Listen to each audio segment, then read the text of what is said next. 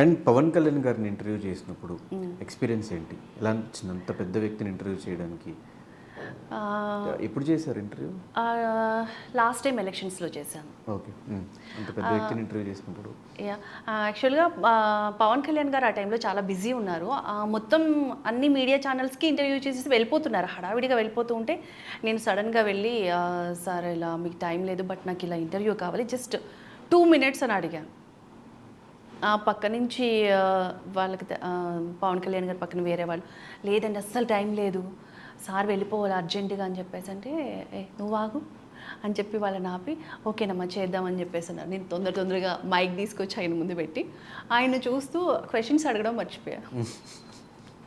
ఆయన ఎంత క్యూట్గా ఆయన స్మైల్, ఆయన క్యూట్నెస్ చూసి నేను అంటే నేను ఎప్పుడు మనం మామూలుగా అంత ఫియర్ ఉండదు కదా, మనం ఏ పొలిటీషియన్ని చూసినా ఏ సెలబ్రిటీస్ని చూసినా మనం ఈజీగా క్వశ్చన్స్ అడిగేస్తూ ఉంటాం. ఫస్ట్ టైం అనమాట నేను పవన్ కళ్యాణ్ గారిని చూసి కాసేపు అలా ఉండిపోయాను, ఏం అడగాలో గుర్తులేదు.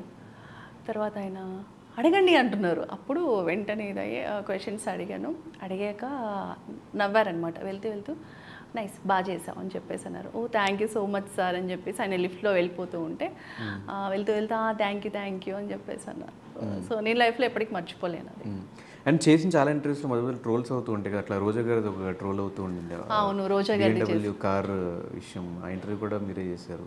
ఏమనిపించిన తర్వాత? ఏమైనా వాళ్ళ దగ్గర నుంచి కాల్స్ ఏమైనా వచ్చినాయా? రోజా గారు మెసేజ్ చేశారు. అంటే రోజా గారు ఫ్యామిలీతో చాలామంది ఇంటర్వ్యూస్ చేశారు, బట్ నేను చేసిన ఇంటర్వ్యూ బాగా ట్రెండ్ అయింది. తర్వాత రోజా గారు అన్నారు చాలా బాగా చేసావు ఇంటర్వ్యూ అని చెప్పేసి అన్నారు. థ్యాంక్ యూ సో మచ్ అని నేను చెప్పేసి మెసేజ్ చేశాను. హ్యాపీ అనిపించింది, ఎందుకంటే అంతా నేను నా ఓన్ కంటెంట్తో అడిగేశాను అనమాట. సో బాగా వెళ్ళింది. ఎవరిని ఇంటర్వ్యూ చేసినప్పుడు ఎక్కువ భయం వేసింది? అసలు ఇప్పటివరకు నేను పవన్ కళ్యాణ్ గారిని చూసినప్పుడే కొంచెం ఎగ్జైట్ అయ్యాను, బట్ ఎప్పుడు దేనికి ఎవరికి నా లైఫ్లో ఇప్పటివరకు ఎవరికి భయపడలేదు. ఎవరి ఇంటర్వ్యూ బాగా వరస్ట్గా చేసే ఇంటర్వ్యూ అనిపించిన ఇంటర్వ్యూ ఎవరిది?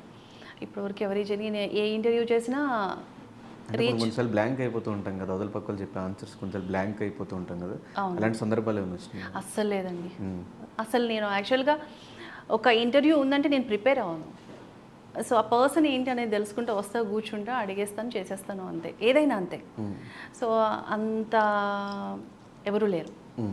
సో మీడియాకి రాకముందు కానీ మీడియా ఫీల్డ్లో చేస్తున్నప్పుడు కానీ ఏమైనా స్ట్రగుల్స్ ఫేస్ చేశారు, ఫినాన్షియల్గా కానీ ఫ్యామిలీ పరంగా కానీ? లేదు, ఫస్ట్ నేను మీడియాకి వస్తున్నప్పుడు మా ఫాదర్ మా డాడీ వాళ్ళు అసలు ఒప్పుకోలేదు. మీడియా అంటే యాక్సెప్ట్ చేయలేదు, ఇండస్ట్రీ అని యాక్సెప్ట్ చేయలేదు. బట్ కొంచెం అప్పుడు మాత్రం నాకు చాలా అంటే చాలా మా పేరెంట్స్ని కన్విన్స్ చేయడానికి నాకు కొంచెం టైం పట్టింది. సో మా బ్రదర్ సపోర్ట్ తోటే నేను మీడియాకి వచ్చిన, ఇండస్ట్రీకి వచ్చిన. మా బ్రదర్ సపోర్ట్ బాగుంటుంది. ఫినాన్షియల్గా ఏమైనా ఇబ్బంది పడిన సందర్భాలు? అసలు అలాంటిది ఏం లేదండి.